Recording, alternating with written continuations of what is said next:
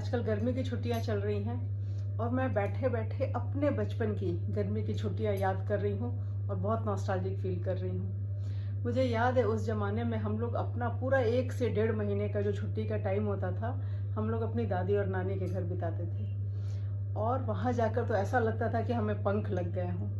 पूरे पूरे दिन खेलना अपने कज़न्स भाई बहनों के साथ, खेतों में जाना, बगीचे में घूमना, पेड़ पर चढ़ना, आम तोड़ कर खाना, नहर पर जाना। मतलब ऐसा लगता था कि ये छुट्टियाँ अब कभी ख़त्म ही ना हो।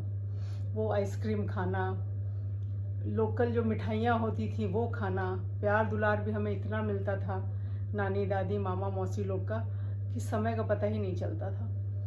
फिर वहाँ से जब हम अपने अगले पड़ाव दादी के घर से जब हम लोग नानी के घर पहुँचते थे तो ऐसा समझिए कि मम्मी लोग तो हमें भूल ही जाती थी, क्योंकि उन्हें भी अपने फ्रेंड से मिलना होता था, गांव में सबके घर जाना होता था और हम और आज़ाद हो चुके होते थे। एक एक दिन लगता था कि मतलब बिल्कुल जन्नत में हम लोग अपना समय बिता रहे हैं और पूरी छुट्टियां बिताकर साल भर के लिए मेमोरीज लेकर हम लोग वापस आते थे।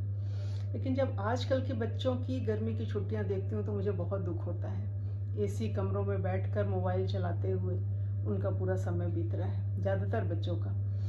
और स्विगी जोमेटो तो है ही, पेरेंट्स को भी डिमांड पूरी करनी पड़ती है क्योंकि बच्चे घर में हैं, बच्चे मोटे थुलथुले हुए जा रहे हैं। इसलिए अगर आज भी कोशिश की जाए, पेरेंट्स अपने बच्चों को लेकर किसी अपने रिलेटिव के घर, अपने भाई बहनों के यहाँ जाएं हफ्ते भर के लिए, तो बच्चे छुट्टी का वो असली मज़ा लेंगे जिससे वो वंचित रह गए हैं आजकल के बच्चे।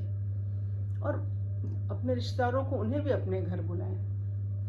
अगर हिल स्टेशन और बीच पे जाना ही हॉलीडे है तो उसके लिए तो फिर बहुत लंबी प्लानिंग करनी होती है, 1-2 लाख खर्च करना पड़ता है और ये जो छोटी छोटी खुशियां हैं छुट्टी की वो कहीं खो जाती हैं। इसलिए आपका इस बारे में क्या ख्याल है, मुझे ज़रूर बताइएगा।